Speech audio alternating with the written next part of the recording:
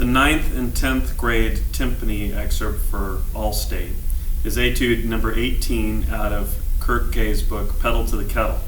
I'm standing behind the marimba because I think whenever you've got a tuning change, as you do in this etude, it's better to play through it at the marimba so that you can hear exactly what it sounds like when it changes from one chord to the next. There's only one tuning change in here, but you have to do it blindly. You're playing a 3-bar passage on the low F, and you'll have to change the 26-inch drum from a D natural to a C natural. So you're going to be playing for the first half of the piece a D minor chord, and then it's going to shift to an F major chord. So the first chord sounds like this. The second chord sounds like this. So my suggestion is to play through the whole thing at the marimba, just so you can also work out stickings, but also so that you can hear what the tonality sounds like.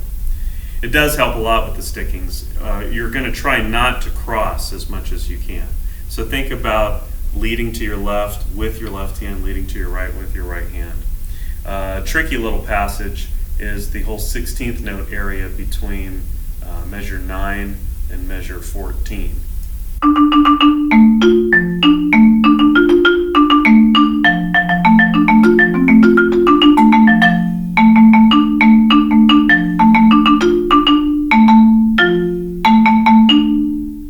even missed a couple notes. I told you it was tricky.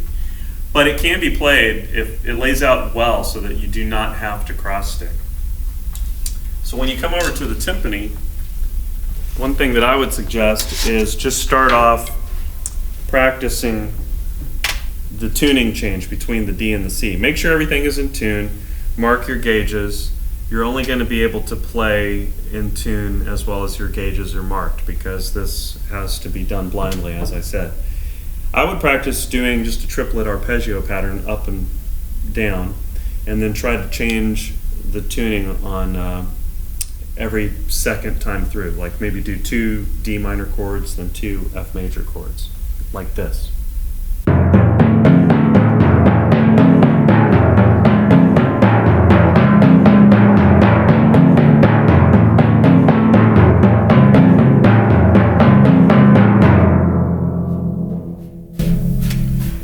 Okay? That's a good way to practice that so that it won't bother you by the time you get to the actual tuning change, which happens in measure 26. The sticking, as I said, you'd like to try not to cross stick, so make sure that you can work things in there so that, for instance, number 29, you're not going to play. But one other point to consider is at the very end of the etude, you stop on the first measure, the first beat of measure 44. You're going to stop on a D, and you've just retuned. And the whole point of it is to hear this retuning happen.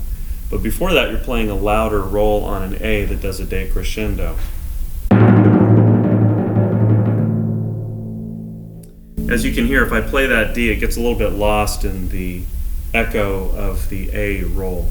So if you can, I would try to take out the echo of the A as you're striking the D. That way it's clear that you retuned and everything is in tune. So I'm going to play the whole etude for you now, and this is number 18 from Pedal to the Kettle by Kurt Gay.